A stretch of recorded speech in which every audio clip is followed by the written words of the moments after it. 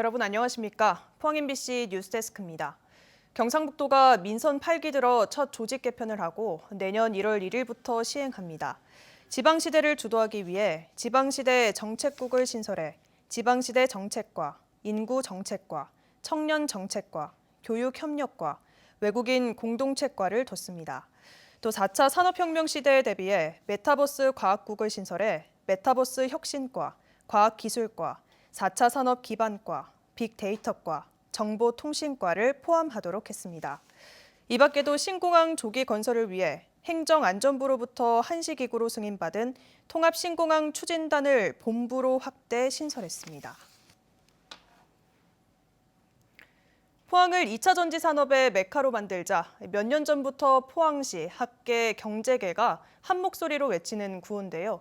포항이 어떤 장점들을 가지고 있길래 2차 전지 산업의 최적지로 불리는지 이규설 기자가 정리했습니다.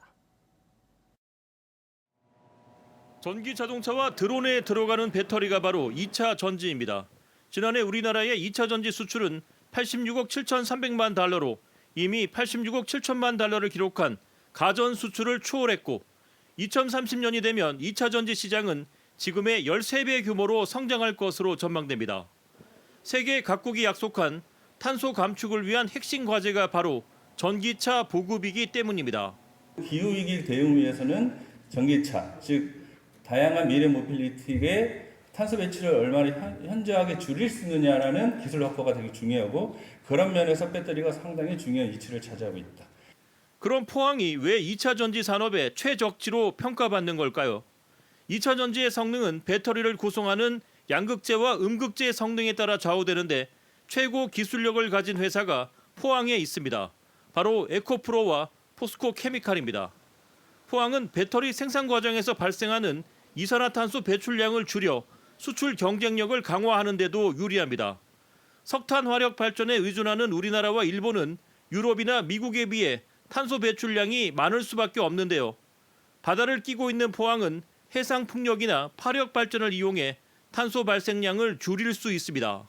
CO2를 덜 배출하게끔 만들겠다. 그 부분을 미국이나 유럽 쪽에서 지금 산업 전체적으로 볼 때 유리한 측면이 있기 때문에 이 부분을 무역 장벽으로 활용하겠다라는 부분이 있습니다. 포항이 전국에서 유일하게 배터리 재활용 특구로 지정되어 있는 것도 장점입니다. 시간이 지날수록 리튬과 코발트 등 2차 전지 원재료가 고갈되면서 배터리 재활용 의존도는 점점 높아질 것입니다.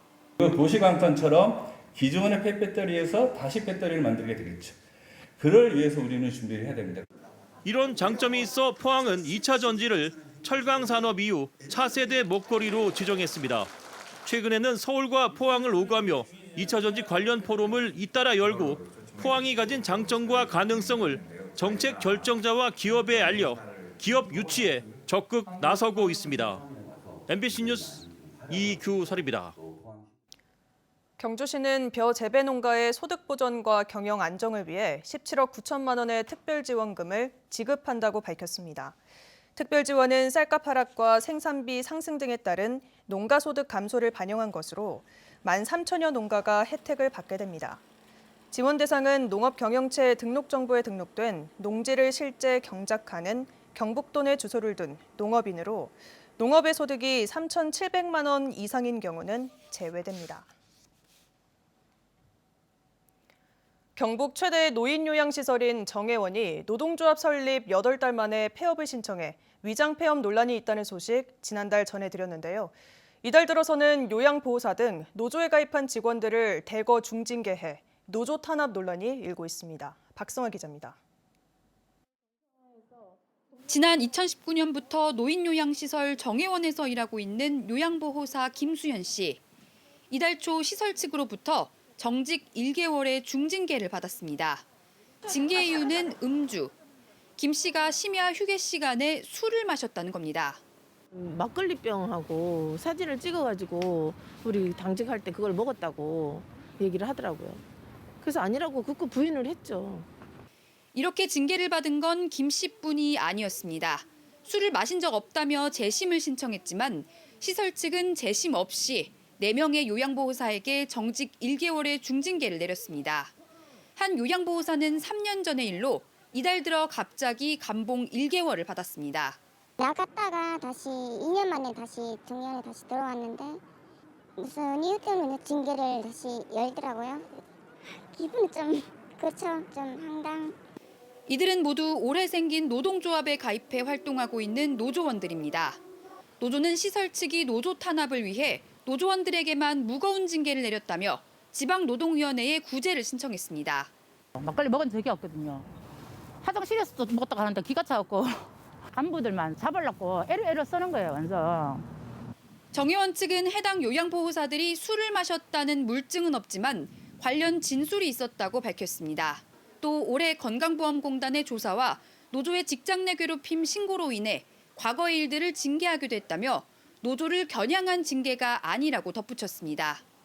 실제로 여러 명의 음주를 직접 하셨다라고 하는 양심 선언자들이 나왔기 때문에 그 진술들을 토대로 해서 징계위원회 개최된 겁니다. 시설 측의 폐업 신청으로 이달 말이면 시설이 문을 닫게 될 수도 있는 상황. 노조 측은 정의원의 폐업을 막기 위해 천막 농성을 시작했습니다. MBC 뉴스 박성아입니다. 환경부가 주관하는 지역 맞춤형 통합 하천 사업에 형산강이 대상지로 선정됐습니다. 이 사업은 치수와 수질, 환경, 생태 등을 통합하는 것으로 환경부는 내년 말까지 기본 구상을 마련하고 오는 2024년부터 단계적으로 추진합니다. 한편 경주시는 포항시와 함께 형산강 36km에 치수 안정을 위한 준설과 형산 재산 연결 교량, 생태공원 조성 등 사업계획서를 환경부에 제출했습니다. 경청 투어라는 이름으로 민생행보에 나선 이재명 더불어민주당 대표가 경북 방문지로 고향인 안동과 울진을 찾았습니다. 이 대표는 성남FC 후원금 유치와 관련해 검찰이 소환을 통보한 데 대해선 야당 파괴하고 정적 제거하는 데 힘을 쓸 때냐며 윤석열 정부를 작심하고 비판했습니다. 이정희 기자입니다. 이재명 더불어민주당 대표는 안동 중앙신시장에서 동지 팥죽을 맛봤습니다. 우리 액땜하는 효과가 있다고.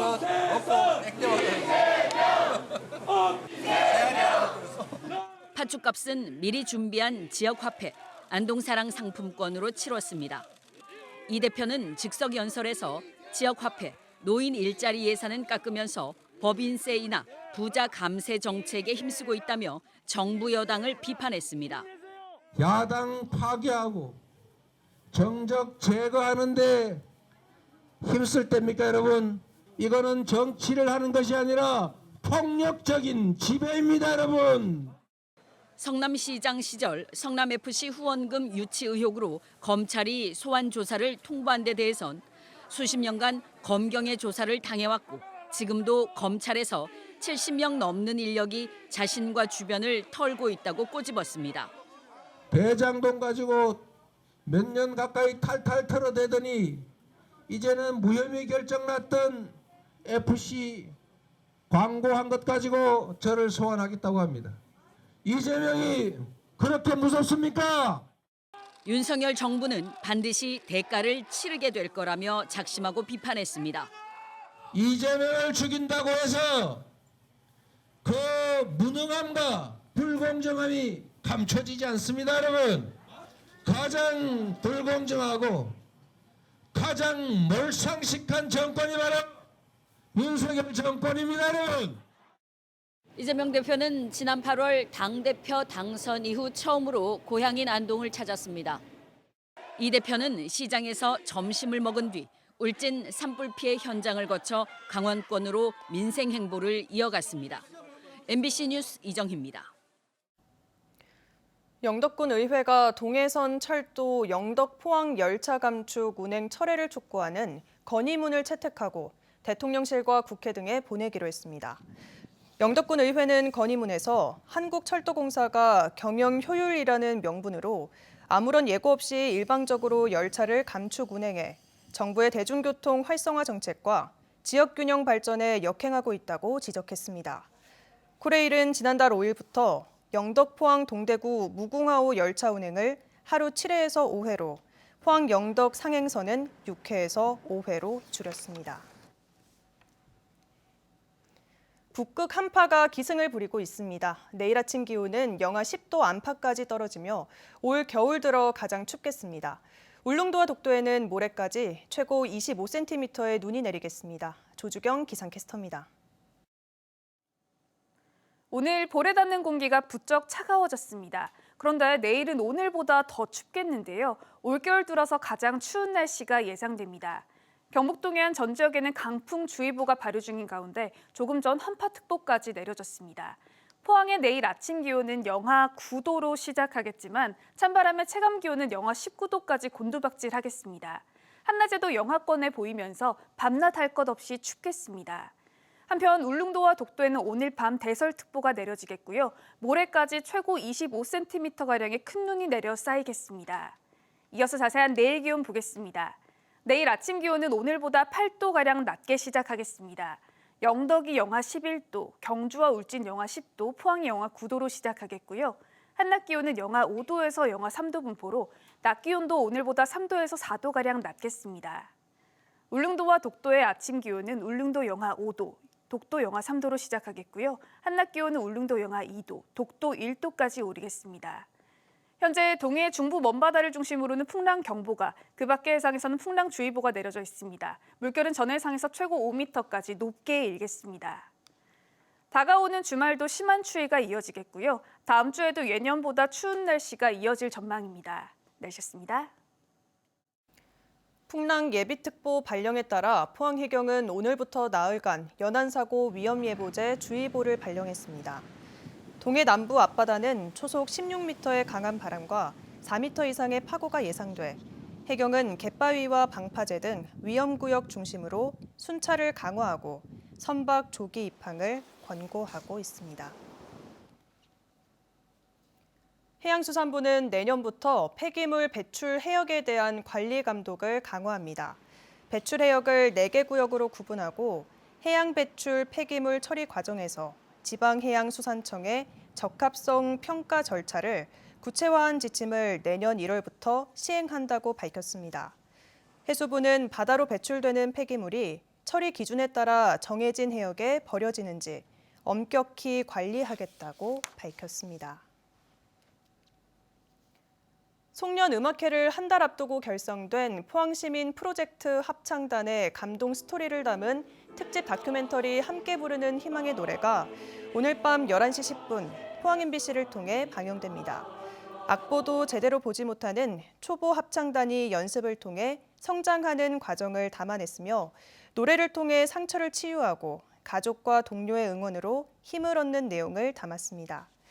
포항시민 프로젝트 합창단에는 주부와 근로자, 해병대원 등 다양한 직업을 가진 포항 시민들이 참가했으며 단 6번의 연습을 거쳐 송년음악회 무대에서 감동의 무대를 선사했습니다. 문화재청과 한국문화재-돌봄협회는 오늘 경주 화백 컨벤션센터에서 문화재 돌봄 사업 정책 발표회를 개최했습니다. 오늘 발표회에선 재난재해 시 문화재 돌봄 사업 역할과 문화재 보호, 재난재해, 기후변화의 이해 등 4개 주제 발표와 종합 토론으로 진행됐습니다. 문화재 돌봄 사업은 지난 2010년 시작돼 현재는 전국 23개 사업단체에서 9천여 개 문화재를 관리하고 있고 경주와 포항 지진 당시 문화재 187곳에 대한 보수 작업을 폈습니다. 경상북도 지역문화재 돌봄센터가 문화재청이 실시하는 돌봄 평가에서 높은 점수를 받았습니다.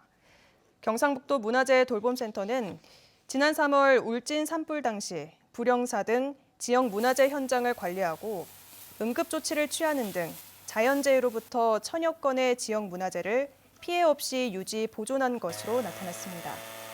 경상북도는 지역 문화재를 남부와 서부, 북부 3개 권역으로 나눠 관리하고 있습니다. 울진군은 원자력 수소 국가산업단지 유치를 위해 올 들어 국내 주요 대기업과 잇따라 업무 협약을 체결했다고 밝혔습니다. 울진군은 지난 9월 현대엔지니어링, 효성중공업과 업무 협약을 체결한 데 이어 GS건설, 삼성엔지니어링, 롯데케미칼 등 모두 8개 기업과 업무 협약을 했습니다. 이들 기업들은 울진의 원자력 수소 국가산업단지가 조성될 경우 청정 수소 실증부터 생산, 저장, 유통 등 전 과정에 참여할 것으로 기대됩니다. 울릉군이 고향사랑 기부금 답례품으로 명이와 부직갱이 등 울릉도 대표 산나물을 선정했습니다. 이 밖에도 호박엿과 돌미역, 마른 오징어, 지역 화폐인 울릉사랑 상품권 등 11개 품목입니다.